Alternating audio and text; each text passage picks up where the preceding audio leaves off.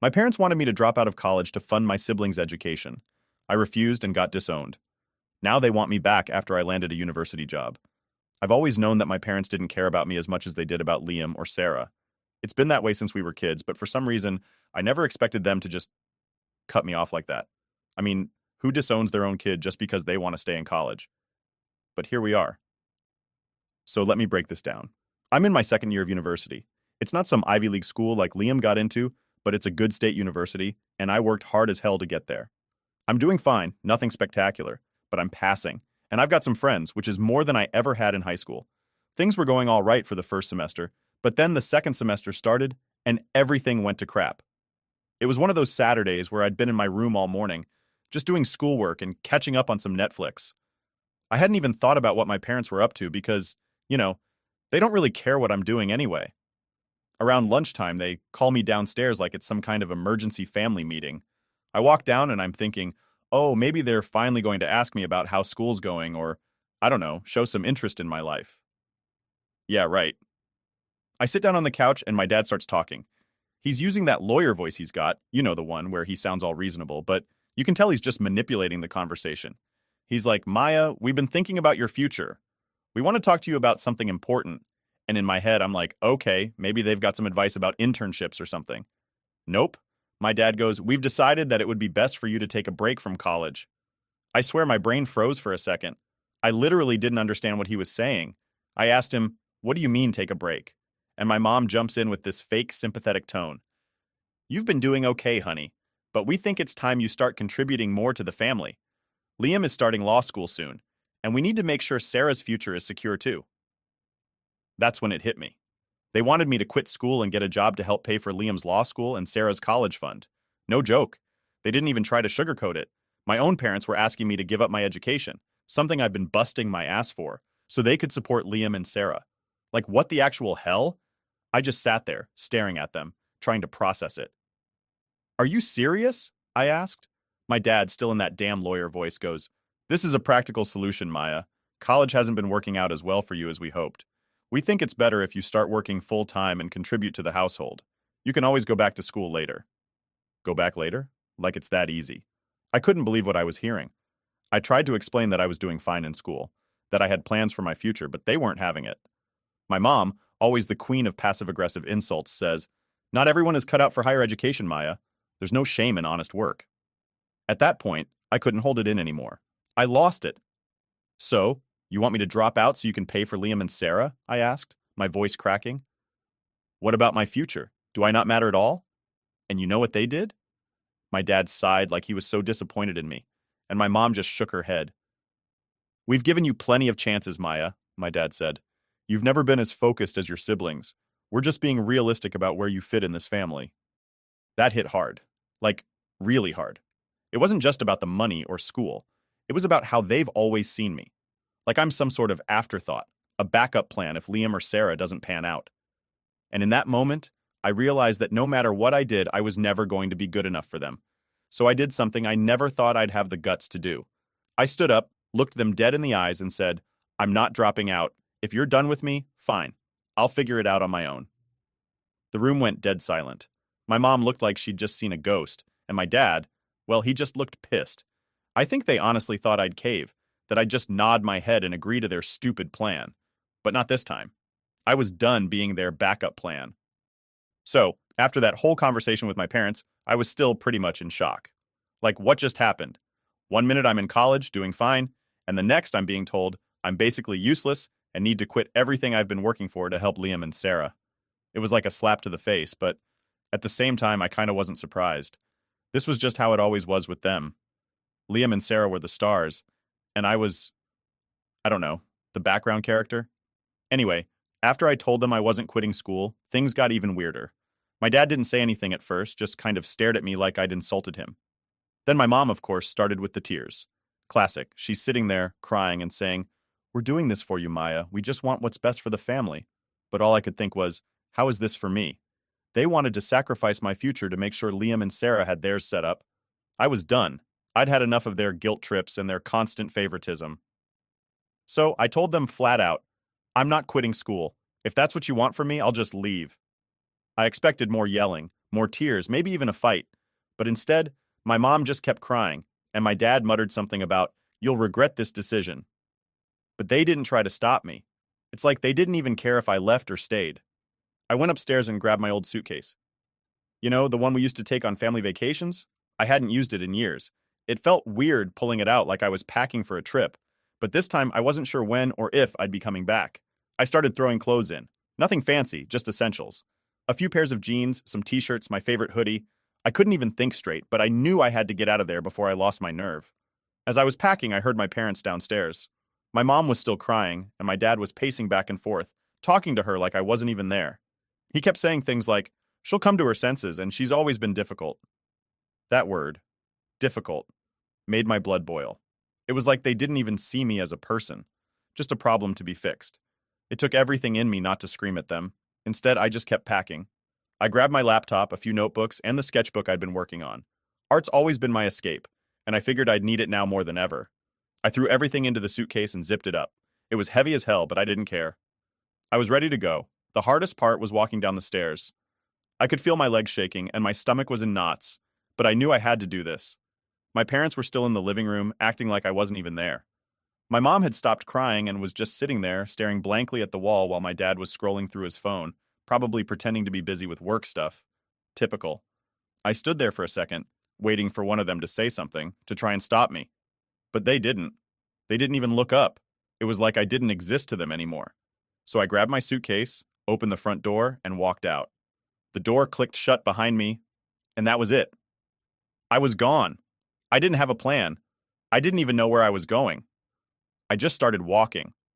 My heart was racing, and I could feel the weight of everything hitting me all at once. I was officially on my own. No family, no home, just me and my suitcase.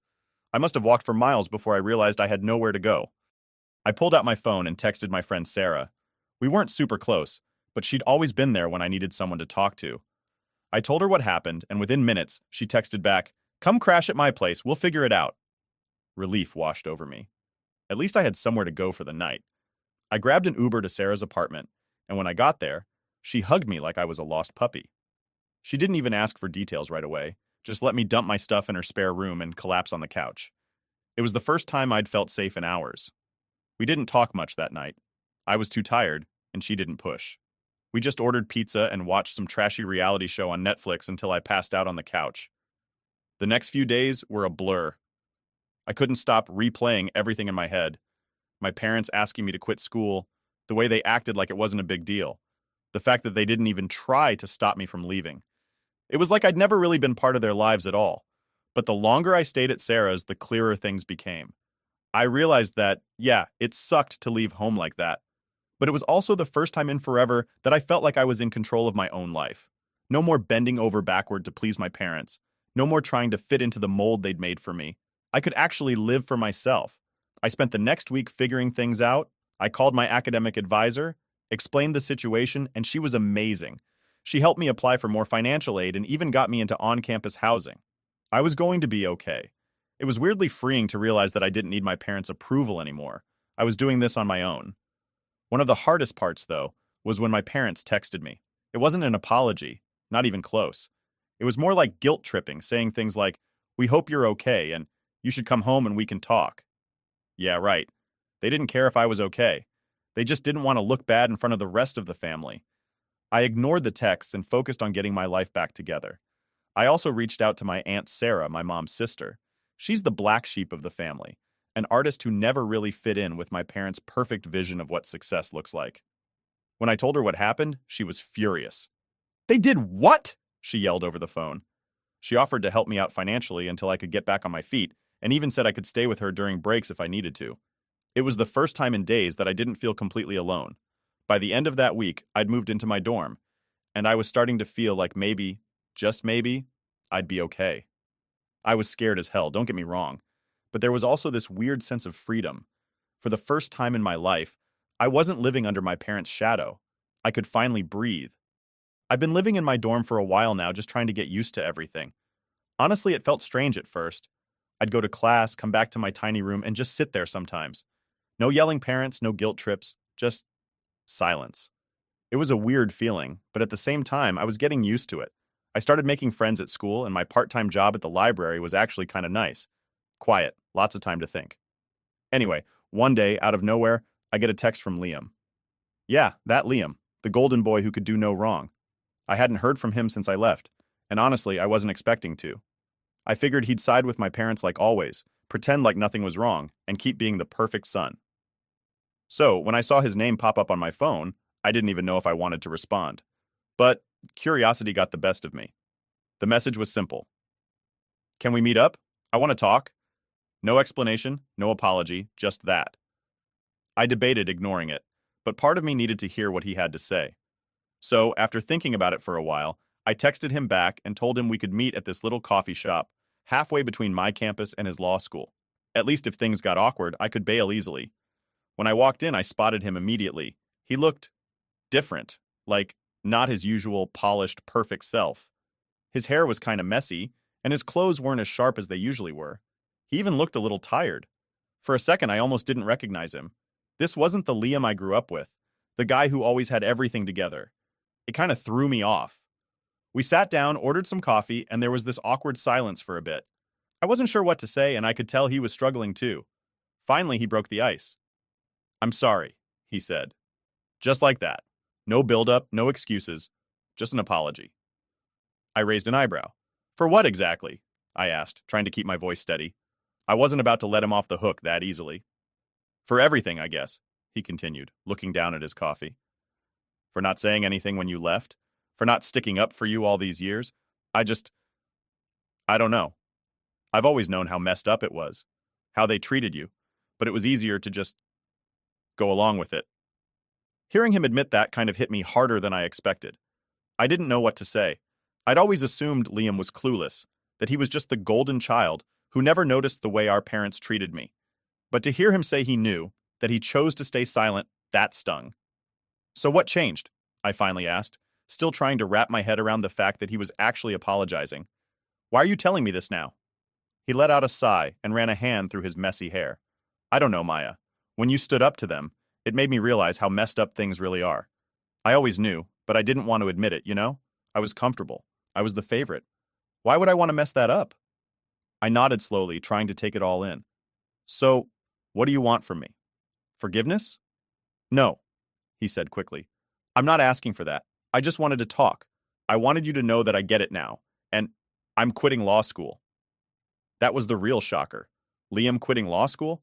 The golden child? The future lawyer of the family? It didn't make sense. Wait, what? You're quitting? Since when? He looked me straight in the eye for the first time since we sat down. Yeah, I've been miserable for months. I never even wanted to be a lawyer, you know? That was all Mom and Dad's idea. I've been faking it this whole time because I didn't want to disappoint them. But seeing you leave and actually do something for yourself, it made me realize I can't keep living like this. I was speechless. This was the same guy who never wavered, who always seemed so sure of himself. To hear him admit that he'd been miserable, that he was only doing what our parents wanted, it blew my mind. So what are you going to do? I asked, still processing everything. He leaned back in his chair and smiled for the first time. I'm going to be a teacher. That's what I've always wanted to do.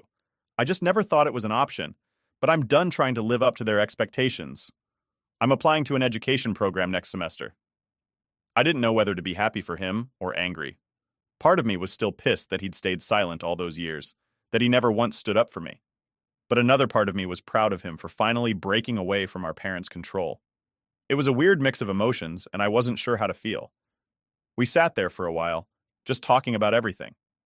He told me how hard it had been growing up with all the pressure from our parents, how he always felt like he had to be perfect. He admitted that he envied me for being able to walk away, for not caring about what they thought anymore. That kind of threw me off. I never thought Liam envied me. I always saw him as the one who had it all figured out. For the first time in my life, I felt like I was actually seeing Liam. Not the perfect, polished version of him that our parents had created, but the real him. And honestly, he seemed just as lost as I was. Maybe even more. As we wrapped up our conversation, Liam hesitated for a second before asking, "Do you think we could hang out more? I mean, I know I wasn't really there for you before, but I'd like to try, make things right." I didn't answer right away. It wasn't something I could just say yes to without thinking.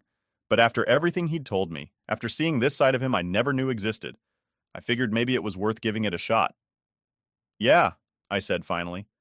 I think we can try. He smiled, and for the first time in years, it felt like we were actually on the same page. It wasn't perfect, and I still had a lot of anger and resentment to work through, but it was a start. As I walked back to my dorm that day, I couldn't help but feel a weird mix of emotions. I was still pissed at my parents, still trying to figure out what my next steps were, but at least I wasn't alone in it anymore. For once, Liam and I were in the same boat, both trying to figure out who we were outside of our parents' expectations. It wasn't the resolution I expected, but it was something. And for now, that was enough. So after that whole coffee meetup with Liam, I was feeling pretty weird about everything. I mean, on one hand, I was kind of glad he finally got what I've been going through, but on the other hand, I was still pissed at him for staying quiet all those years. And then there was the fact that I hadn't heard from my parents since I left. Nothing. It was like I just didn't exist to them anymore, which was honestly the most messed up part of it all. That is, until I got a message from my mom. It wasn't anything heartfelt or apologetic, though. It was more like a guilt trip disguised as concern. Typical. The text popped up one evening while I was sitting in my dorm room trying to focus on some assignments. My phone buzzed, and there it was from my mom. Maya, we've been thinking about you. We hope you're doing okay. Please come home. We miss you. Yeah, sure they missed me. They missed having someone to boss around. At first I wasn't even going to respond, but something about that message just rubbed me the wrong way. It was like they were pretending nothing had happened, like they didn't kick me out because I wouldn't quit school for Liam and Sarah. I sat there, staring at my phone, debating whether to even bother replying. But then, before I knew it, my fingers were typing. You guys miss me? Really? You didn't seem to care when you asked me to drop out and pay for Liam and Sarah's future. What's changed now? I sent it before I could second guess myself. There was no way I was letting them get away with acting like the past few months didn't happen. I wasn't going to just crawl back and pretend like everything was fine because it wasn't. About an hour later, my phone buzzed again. This time, it was a longer message. My dad had jumped in, of course. He wrote, Maya, that's not fair. We were trying to make the best decision for the family. We've always done what we thought was right for all of you. And sometimes that means making hard choices. But you've always been part of this family. It's not too late to come back and talk. I couldn't believe what I was reading. Hard choices? For the family? What about me? It wasn't like I was asking for anything special, just a chance to have my own future. But here they were, making it sound like I was the one being unreasonable. It made my blood boil. I wanted to throw my phone across the room, but instead, I took a deep breath and typed out another message. You know what's not fair? Being treated like I don't matter. Being asked to give up everything for Liam and Sarah. I'm doing fine now, and I don't need you guys trying to guilt me into coming back just because you feel bad.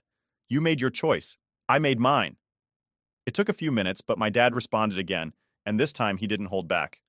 You're being selfish, Maya. We raised you, gave you everything you needed, and this is how you repay us? By abandoning your family when things get tough? I expected better from you, but I guess you've always been difficult. There it was again. Difficult. That word they've always used to describe me when I didn't fit into their perfect little plans. Like, sorry I wasn't the star athlete or the beauty pageant winner or whatever they wanted me to be. I was done with that word, done with their guilt trips. I didn't reply. I couldn't. I didn't have the energy to argue with them anymore. The next few days were quiet. I didn't hear from them again, and honestly, I was relieved.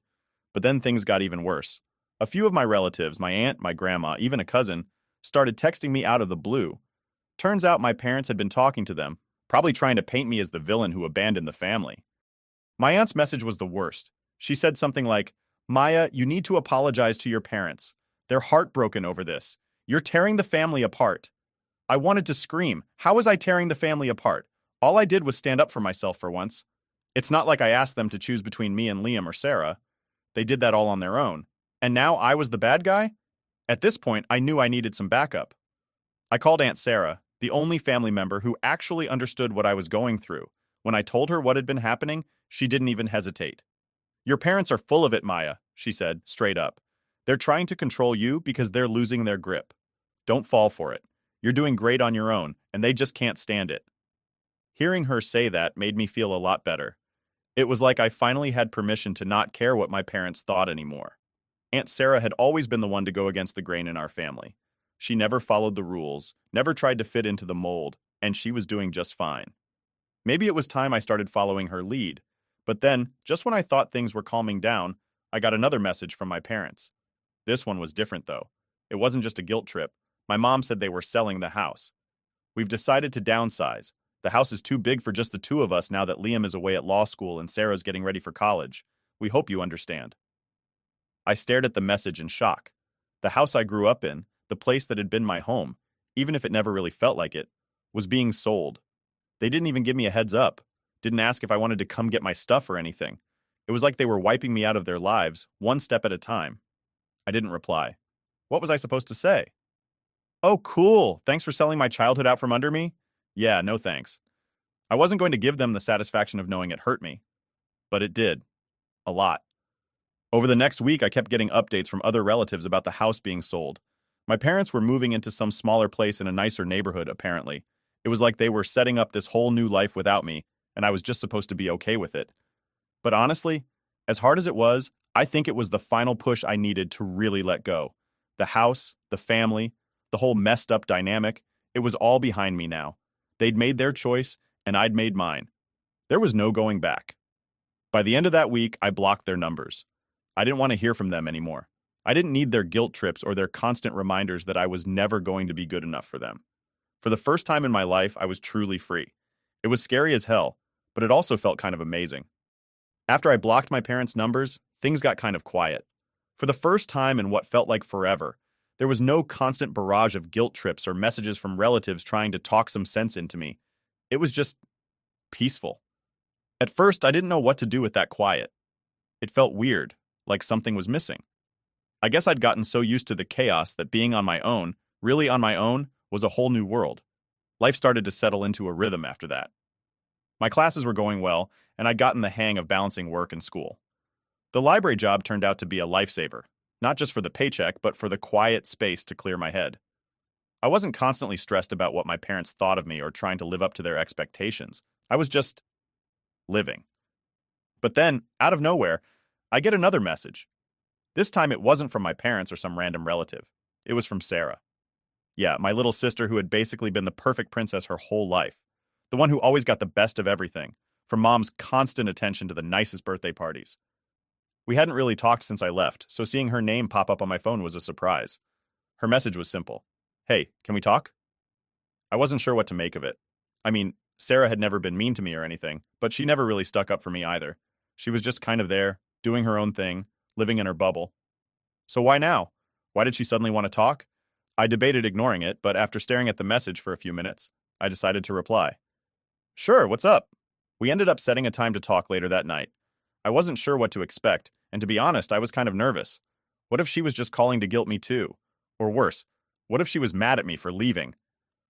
When I picked up the phone, Sarah's voice was quiet, not the bubbly, happy tone I was used to hearing from her.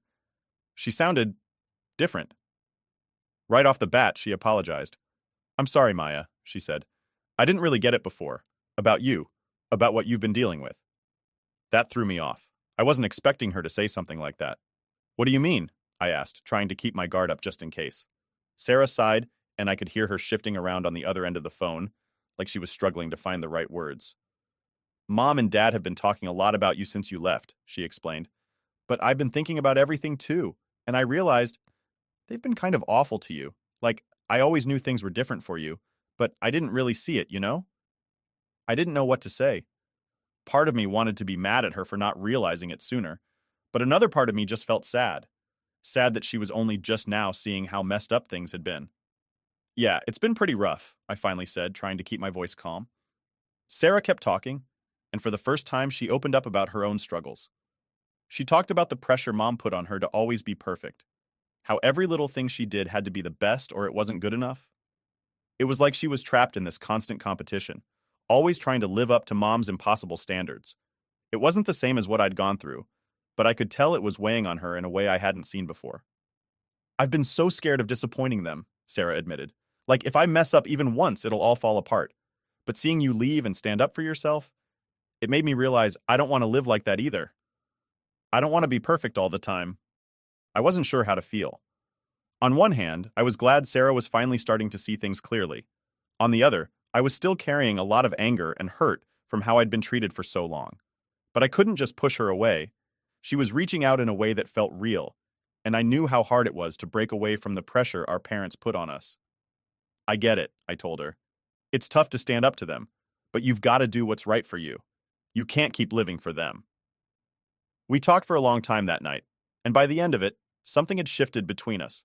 It wasn't perfect, and I still had my guard up, but for the first time I felt like I had a real connection with Sarah. Not the picture-perfect sister she always tried to be, but the real Sarah, the one who was struggling just like I had been. After that conversation, things started to change even more. Sarah and I kept in touch, talking every few days, just checking in on each other. She was still figuring things out, but I could tell she was trying to take control of her own life, not just live the one our parents wanted for her. And in a weird way, I felt proud of her. She was starting to stand up for herself, and that took guts. Meanwhile, I was finally feeling like I was building a life that was mine. I'd joined a student group for people with toxic family backgrounds, and it was nice to have people to talk to who understood what I was going through. I wasn't the only one dealing with messed up family dynamics, and that made me feel less alone. One day out of the blue, I got an email from the University Counseling Center. They'd heard about the support group I was part of and wanted me to help develop a peer support program for other students dealing with similar issues. It was a paid position, and it felt like everything I'd been through was finally being put to good use. I could actually help other people who were struggling, and that felt huge. I started working on ideas for the program, drawing from my own experiences and the stories I'd heard from others in the group. It was like all the crap I'd dealt with, my parents, the guilt trips, the pressure, was finally turning into something positive, something that could actually make a difference. And as I sat there, sketching out plans for the program, I realized something. I didn't need my parents' approval anymore. I didn't need them to see me, to validate me, or to tell me I was doing a good job. I had built my own life, and for the first time, I felt like I was in control of it.